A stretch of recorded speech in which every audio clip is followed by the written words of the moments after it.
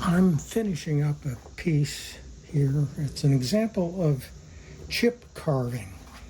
I found this piece in a book by Manual of Traditional Wood Carving by Paul Hasluck. A very old book, has a lot of interesting designs in it, and I found this chip carving example in his book.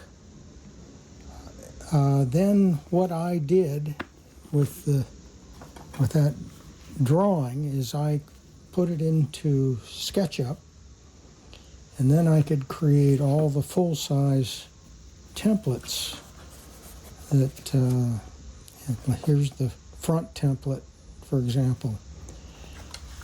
So this is the second one I've done. I did one many years ago in mahogany. This is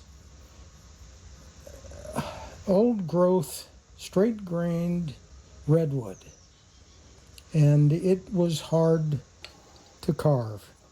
Even though it's a soft wood, it was very hard to work it with the traditional knives that you use in chip carving.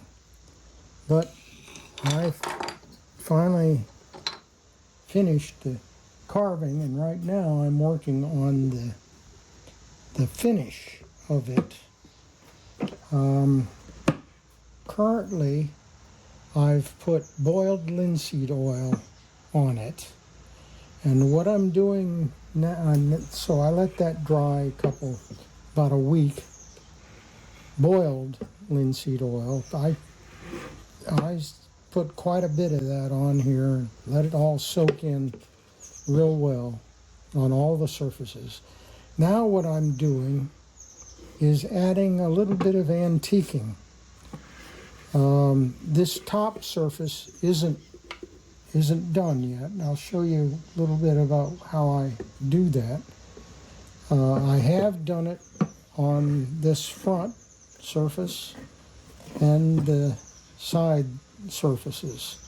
So I'm getting wax down into the deep grooves to hopefully age it a little bit and improve the look. So the way I'm having to do this, and this is the wax that I'm using. It's an English wax that's used a lot in French polishing. And it's dark, it's a mahogany color, so to speak. And what I'm having to do is use a brush to get that wax down into the deep cuts. So just a little bit here, I'll show you what I have to do to get. It's not easy. It takes quite a bit of work to make sure you get a coverage of that area down into these cutouts. And then after getting that wax down in there,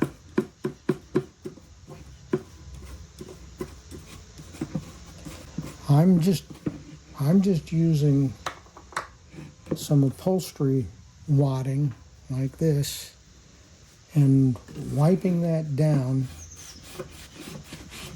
And of course that leaves a lot of the wax down in the groove. So it's kind of like aging this piece where dirt would collect over years and years and years.